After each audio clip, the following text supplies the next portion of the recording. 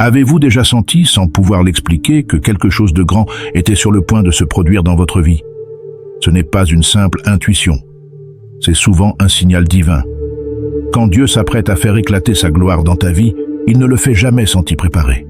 Et pour cela, il utilise des signes puissants, profonds, parfois déroutants, mais qui annoncent une chose: ta saison va changer. Aujourd'hui, je vais te partager 5 signes qui prouvent que Dieu est sur le point de te confier quelque chose de grand.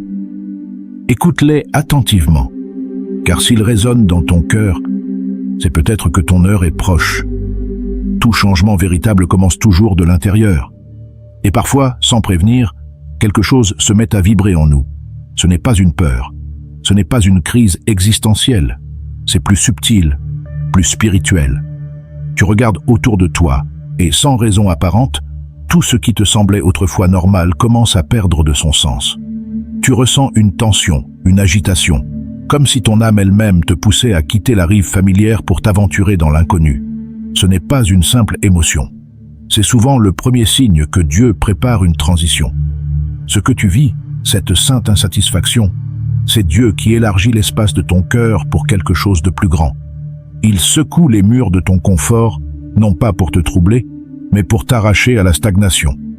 Car on ne peut pas entrer dans une nouvelle saison avec une mentalité ancienne. Il est écrit dans Ésaïe 43:19. « Voici, je vais faire une chose nouvelle sur le point d'arriver. Ne la reconnaîtrez-vous pas? Je mettrai un chemin dans le désert et des fleuves dans la solitude. » Dieu ne commence jamais une grande œuvre en nous sans d'abord réveiller notre esprit.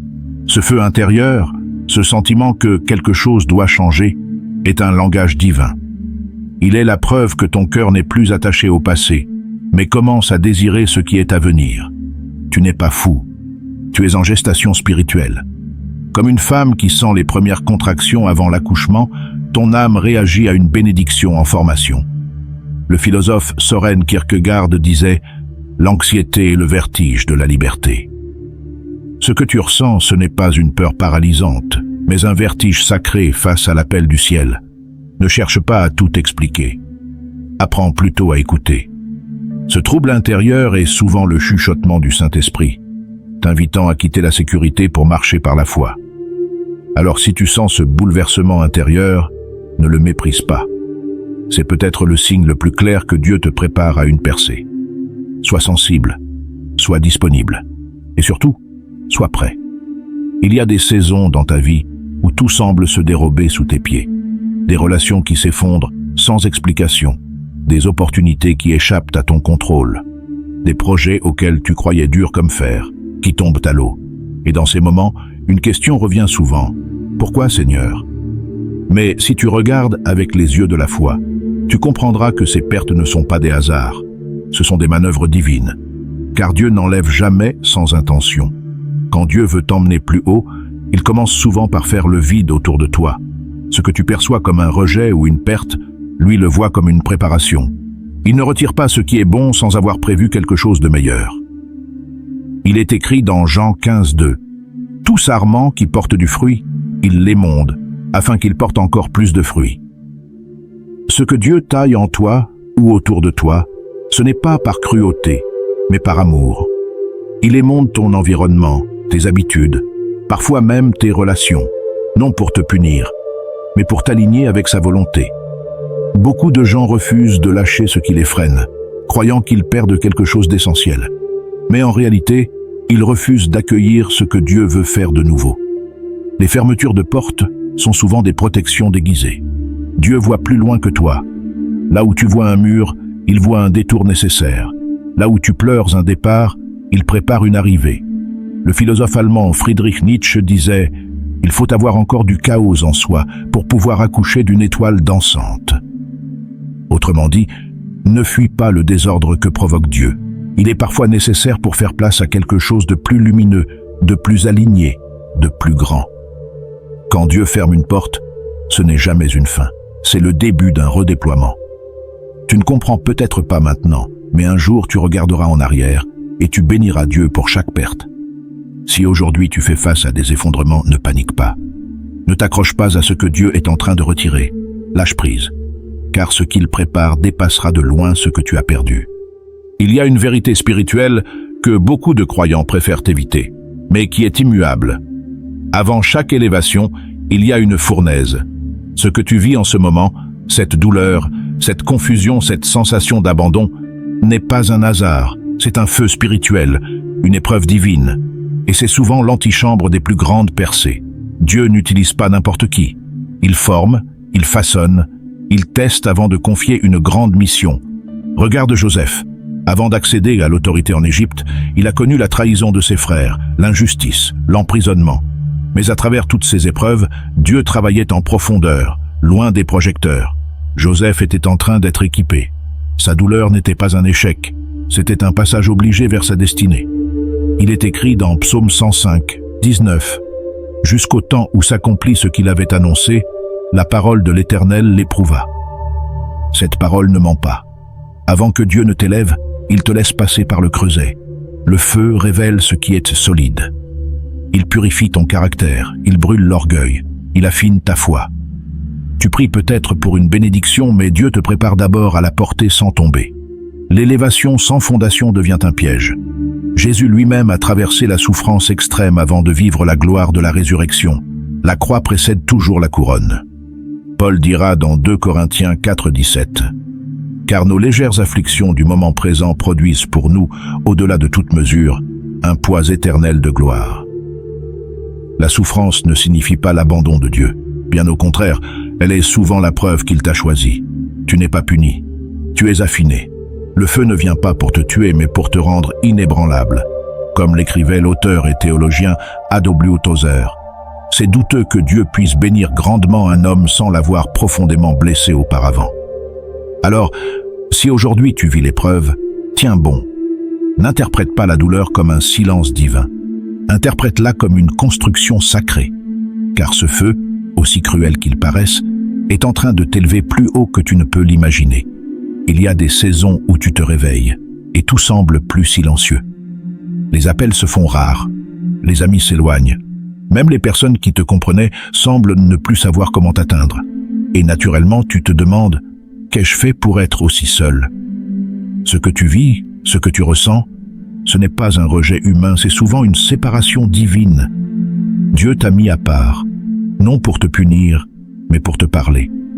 La solitude que tu expérimentes peut être l'environnement le plus fertile pour une révélation spirituelle profonde. Moïse a dû s'éloigner du camp, gravir la montagne seul pour entendre la voix de Dieu. Jésus a été conduit par l'Esprit dans le désert pour être préparé avant de commencer son ministère public. Paul, après sa conversion, a passé un temps d'isolement en Arabie, loin des regards, afin d'être formé par Dieu. Il est écrit dans Psaume 46, 10. « Arrêtez, et sachez que je suis Dieu. » Ce « arrêter », c'est une invitation, un appel au retrait, à l'écoute, au recueillement. Tant que tu es entouré de bruit, de sollicitations, de distractions constantes, tu n'es pas en mesure de discerner les murmures de Dieu. Or, ce qu'il veut te confier exige ton attention la plus totale.